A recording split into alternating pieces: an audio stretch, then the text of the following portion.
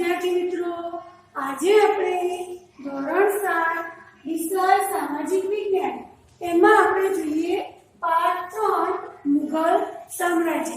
તો આપણે અગાઉના વિડિયોમાં જોયું કે મુઘલ સામ્રાજ્ય દરમિયાન કયા કયા રાજાઓએ શાસન કર્યું। તો આપણે જોયું બાબર, હુમાયુ, અકબર, શાહજહાં, જહાંગીર, આ બધા જ રાજાઓ વિશે આપણે જોયું। ઔરંગઝેબ વિશે પણ આપણે જોયું અને હવે આપણે જોઈશું મહારાણા પ્રતાપ। તો મુઘલ સામ્રાજ્યની અંદર અકબરને સામે મેદાને પડનાર આ મહારાણા પ્રતાપ એ મેવાડના પ્રતાપી રાજા હતા। આ મહારાણા પ્રતાપ હતા એ મેવાડના મહારાણા પ્રતાપ એ મેવાડના પ્રતાપી રાજા હતા। અકબરે મેવાડ ઉપર આક્રમણ કર્યું ત્યારે બંને વચ્ચે હલ્દી ઘાટીના યુદ્ધની અંદર હલ્દી ઘાટીના મેદાનમાં યુદ્ધ થયું અને એમાં અકબરનો વિજય થયો। પરંતુ મહારાણા પ્રતાપે ઉદયપુરની આસપાસના વિસ્તારોમાં પોતાની સત્તા સ્થાપી અને સંઘર્ષ ચાલુ જ રાખ્યો। પોતે અકબર સામે હારી ગયા છતાં પોતે જરાય પણ પરાજય થયો હોવા છતાં જરાય નાસીપાસ ન થયા, એ અડગ રહ્યા। એમને ઉદયપુરની આજુબાજુના વિસ્તારની અંદર પોતાની સત્તા સ્થાપી અને અકબર સામે એમનો સંઘર્ષ ચાલુ રાખ્યો અને બંને વચ્ચે સમજૂતીના પણ ઘણા પ્રયત્નો થયા। પરંતુ મહારાણા પ્રતાપ જે હતા એ ચિત્તોડ છોડવા માટે તૈયાર ન હતા।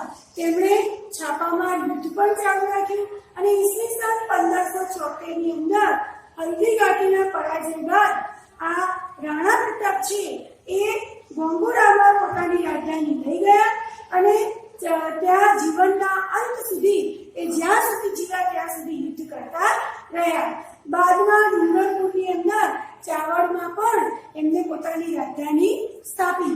હવે 51 વર્ષના ઉંમરે આ મહારાણા પ્રતાપનું અવસાન થયું હતું।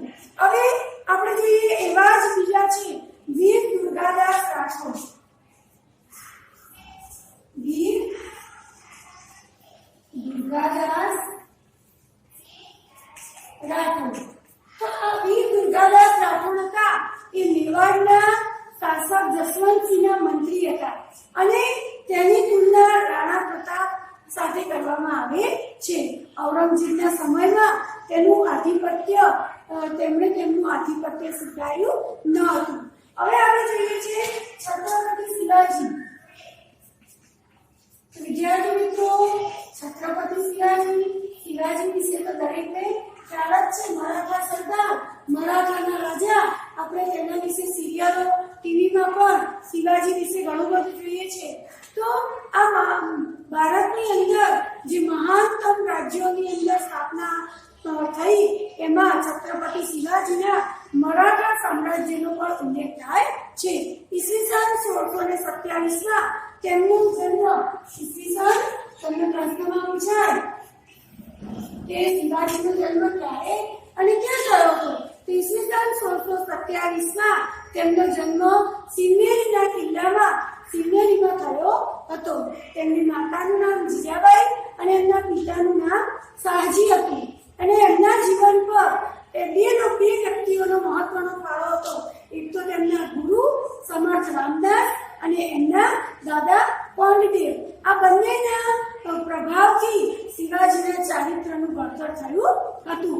તેમણે નાની જાગીરમાંથી મોટા મહાન મરાઠા સામ્રાજ્યની સ્થાપના કરી હતી અને શિવાજીએ 40થી પણ વધારે કિલ્લા જીત્યા હતા। હવે મુઘલ બાદશાહ ઔરંગઝેબ અને તેમની સાથે તેણે લાંબો સમય સુધી સંઘર્ષ કરી અને આ શિવાજીએ વિજય મેળવ્યો હતો। ઈસવીસન 1665માં આ મુઘલ સમ્રાટ સાથે તેમની હાર થતા તેની સાથે સંધિ કરી હતી અને ઔરંગઝેબે તેમને જેલમાં પણ પૂર્યા હતા। પરંતુ ચાલાકીથી પોતે છટકી જઈ અને તેમને ફરીથી એની સામે યુદ્ધ કરવા માટેનો હુમલો કર્યો હતો।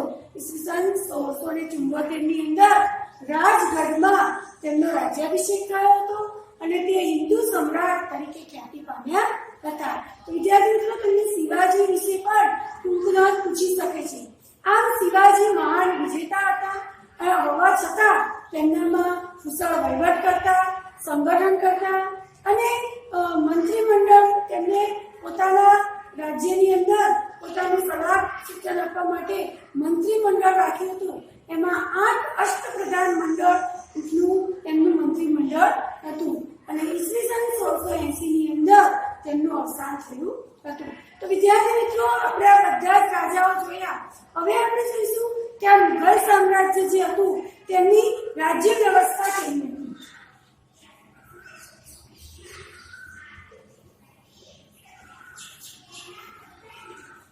મુઘલ સામ્રાજ્યની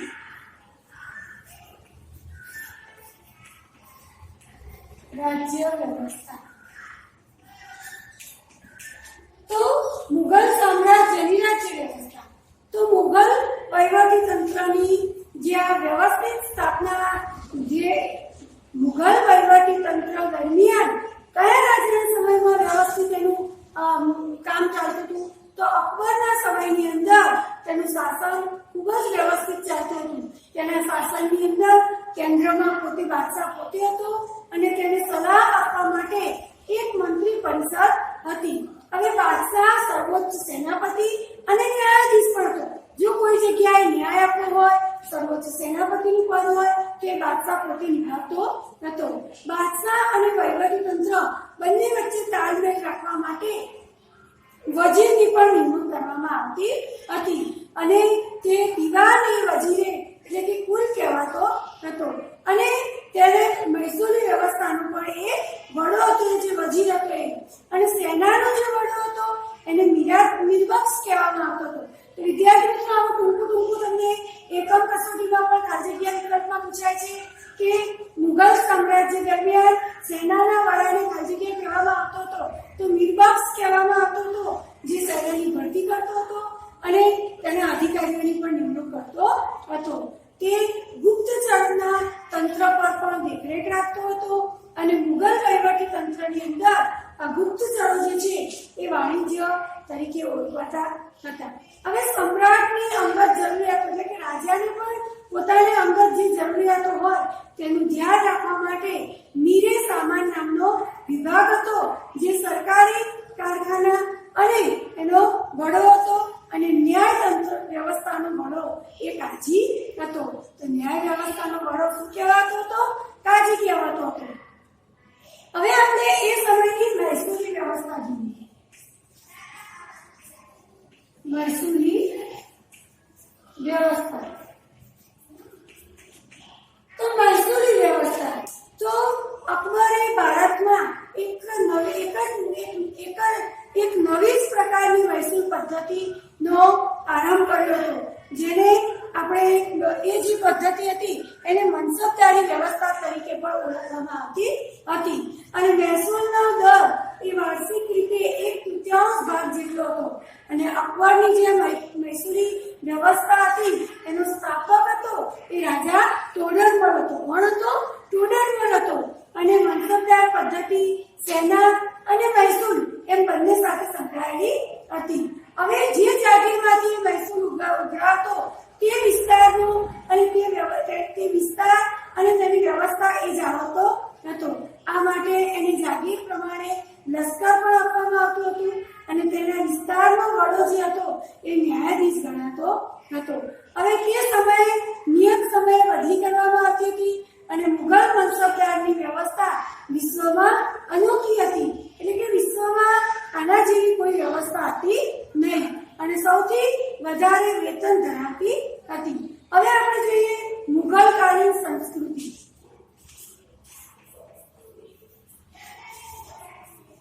મુઘલકાલીન સંસ્કૃતિ એ સમયના લોકોની સંસ્કૃતિ કેવી હતી? તો મુઘલ સમયની અંદર સંસ્કૃતિનો પણ વિકાસ થયો હતો. હિન્દુ મુસ્લિમ બંને પ્રકારની સંસ્કૃતિનો સમન્વય જોવા મળતો હતો અને જેને આજે આપણે ગંગા જમના હિન્દુ અને મુસ્લિમ એટલે એને ગંગા જમના સંસ્કૃતિ તરીકે પણ ઓળખવામાં આવે છે. આ મુઘલોએ અને કિલ્લાઓ, મહેલો, દરવાજા, મસ્જિદો અને બગીચાઓની સ્થાપના કરી હતી. બાબર જે હતો એને આગ્રા અને લાહોરમાં બગીચાઓનું નિર્માણ કરાવ્યું હતું. શેરશાહે, હવે મુઘલ શાસકોએ કયા સ્થાપત્યો બંધાવ્યા હતા? તો શેરશાહે સાસારામનો મકબરો અને દિલ્હીમાં મસ્જિદ બંધાવી હતી. અકબરે આગ્રાનો કિલ્લો બંધાવ્યો હતો અને આગ્રાથી 36 કિલોમીટર દૂર એને ફતેહપુર સિકરીમાં પોતાના બાંધકામ કર્યા હતા.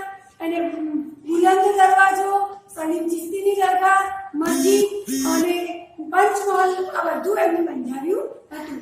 જહાંગીરના સમયની અંદર સંગીમરમરના બાંધકામ, સંગીમરમર નામનો વ્હાઇટ આરસનો જે પથ્થર હોય એના બાંધકામનો ખૂબ જ ઉપયોગ થતો હતો.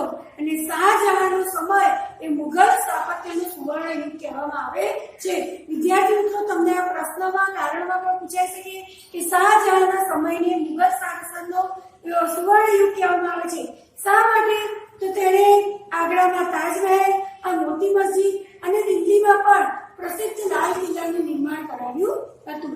હવે ઔરંગઝેબે પણ પોતાની પત્નીની યાદમાં ઔરંગાબાદની અંદર રબિયા ઉદ દૌરાનનો મકબરો પણ બંધાવ્યો હતો, જે તાજમહેલના જેવો દેખાય છે. આ ઉપરાંત એ સમયમાં આપણે ચિત્રકલા જોઈએ તો મુઘલ ચિત્રકલા પણ વિશ્વવિખ્યાત હતી. જહાંગીરના સમયમાં એનો ખૂબ વિકાસ થયો હતો. મુઘલ શાસકો ઉત્તમ ચિત્રકારોને દિલ્હીમાં આમંત્રિત કરતા હતા અને અકબરના સમયની અંદર જસવંત અને બસાવર નામના મહાન ચિત્રકારો થઈ ગયા હતા. તેમણે ફારસીમાં કથાઓ, મહાભારતના અનુવાદના પુસ્તકો અને અકબરનામાના પણ પુષ્કળ સુંદર ચિત્રો દોર્યા હતા. હવે જહાંગીરના સમયની અંદર મંસૂર નામનો ચિત્રકાર જે હતો એ ખૂબ જ વિશ્વવિખ્યાત હતો અને જહાંગીરે એક ચિત્રશાળાની પણ સ્થાપના કરી હતી. આ સમયે રાજસ્થાન, ગુજરાત, પંજાબ, હિમાચલ પ્રદેશ અને દક્ષિણના રાજ્યોમાં પણ ચિત્રકળાનો સારો એવો વિકાસ થયો હતો. હવે એ સમયના સાહિત્ય વિશે આપણે જોઈએ તો મુઘલ રાજાઓ સાહિત્યના પણ પોષક હતા. તેમના સારા લેખકો હતા. તેમણે ફારસી, અરબી, હિન્દી અને અન્ય ભારતીય ભાષાઓની અંદર સાહિત્યની રચના કરી હતી.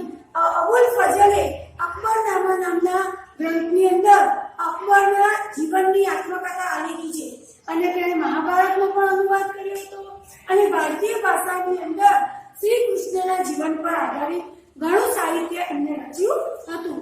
મરાઠીની અંદર પણ સંત એકનાથ, જ્ઞાનેશ્વર અને સ્વામી રામદાસે પણ આ ભક્તિ સાહિત્યની રચના કરી હતી.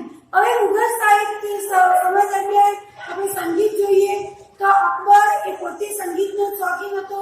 તેના નવરત્નોની અંદર આપણને ખબર છે કે અકબર બિરબલની વાર્તાઓ જગ પ્રસિદ્ધ છે અને અકબરના દરબારના નવરત્નો વિશે પણ આપણે અગાઉ ગુજરાતીમાં પાઠ ભણી ગયા છે. તો પોતે એના દરબારની અંદર નવરત્નોમાં તાનસેનને મહાન શાસ્ત્રીય ગાયક હતો, જેણે અનેક રાગો ગાયા હતા. હવે આપણે જોઈએ તો મુઘલ સામ્રાજ્ય છે ઈસવીસન 1526 ની અંદર બાબરે આ જે મુઘલ સામ્રાજ્ય સ્થાપ્યું હતું એને ઈસવીસન 1707 ની અંદર ઔરંગઝેબના મૃત્યુ પછી એના પતન તરફ એની શરૂઆત થઈ ગઈ. કોઈ શક્તિશાળી શાસકના સમયે ભારત નાના નાના રાજ્યોમાં વહેંચાઈ ગયું અને જ્યારે પહેલા શક્તિશાળી રાજાઓ હતા ત્યારે ભારત સમગ્ર ભારત પર મુઘલોની સત્તા હતી, પરંતુ પછી તે નાના નાના રાજ્યોમાં વિભાજન થઈ ગયું, જેમાં મુઘલ વંશના નિર્બળ શાસકો એની અંદર હૈદરાબાદના નિઝામ, બંગાળા અને બિહારના નવાબ, રાજસ્થાનના રજપૂત રાજ્યો, મરાઠા, પંજાબનું શીખ રાજ્ય આ બધાનો સમાવેશ થાય છે અને આ બધા રાજ્યો એકબીજા સાથે ઝઘડતા રહેતા હતા. પરિણામે તેમનું રાજ્ય નિર્બળ બની ગયું અને આવા સંજોગોની અંદર યુરોપમાંથી વેપાર કરવા માટે જે વિદેશી પ્રજાઓ આવી તેમણે આપણા ભારતની અંદર શાસન સ્થાપવાના સપનો સેવા લાગી. તમે જ્યારે ધોરણ 8માં આવશો ત્યારે તમે પાઠમાં ભણશો કે યુરોપીય પ્રજાઓ, વિવિધ પ્રકારની યુરોપીય પ્રજાઓ ભારતમાં વેપાર કરવા માટે આવી હતી અને તેણે ભારતમાં સત્તા સ્થાપવાનો પ્રયત્ન કર્યો હતો. તો વિદ્યાર્થી મિત્રો, આ સાથે આજે આપણે પાઠ 3 મુઘલ સામ્રાજ્ય અહીંયા પૂરો કર્યો છે. જય શ્રી કૃષ્ણ.